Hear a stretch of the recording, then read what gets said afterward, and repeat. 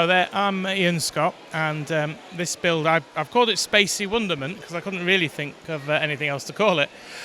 What you're looking at there is effectively a space freighter. I've imagined that it takes the fuel cells up to colonies on the moon, possibly, drops them off and brings the empties back down to Earth, so it's quite a large build.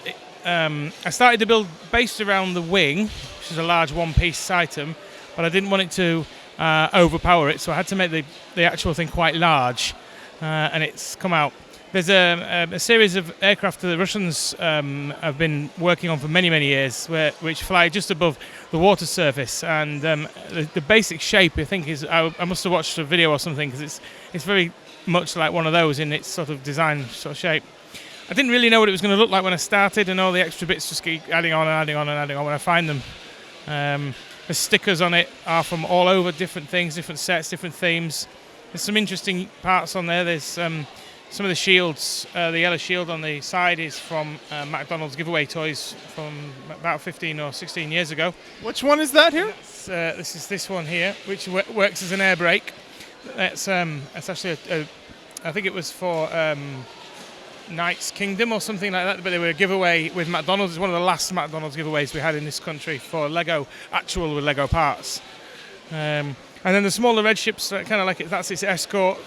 I don't think it's a fighter as such. It's more sort of this is a large load, and that's the large load escort. So I just envisage shipping lanes in space quite busy, so to make sure they get through in one piece and deliver the goods pretty much the same way as they do today. There's lots of activity going on, the fueling up both the ships, and the fuel cells, which are made from Lego Dimensions discs, I've got hundreds of them and know what to do with them, so that was an idea for that. Lots of things going on, bits of maintenance and stuff like that, so it's kind of a snapshot of the sort of a day in the life at this little spaceport just before they go off and do their sort of big job.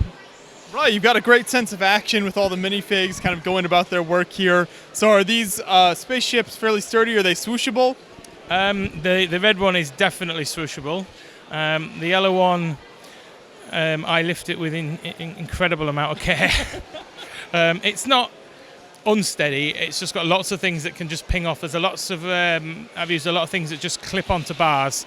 And a lot of one-stud connections with lots of aerials. So if you're not very good with the spatial awareness, you leave a trail of debris behind you. And I love these kind of security minifigs you've got down here. What parts did you use for some of those? I believe the helmets are a Star Warsy part from some of the newer films. I know somebody who got quite a lot in bulk, so I was able to just get them. And I think they look really cool. They do look like a sort of flight deck helmet kind of thing. And the security forces, there's two different types, just to sort of mix it up. Again, I think they're bits from collectible minifigs series, bits from Star Wars.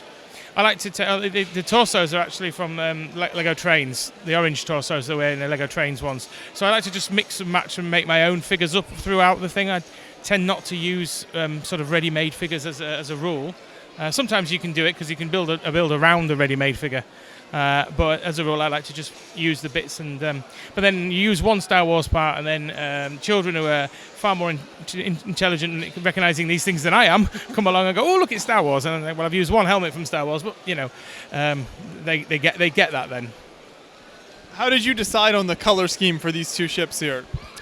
That's a good question. I really didn't know. I think the yellow, I build a lot in grey, like Batman builds in black, and I build a lot in grey, and I decided I wanted to try and be a little bit more colourful. So yellow's always a really lovely colour on spaceships, anything spacey yet, and red always looks like fast. So because that was going to look like a fast thing, I thought fiery red would be a good way to go with that.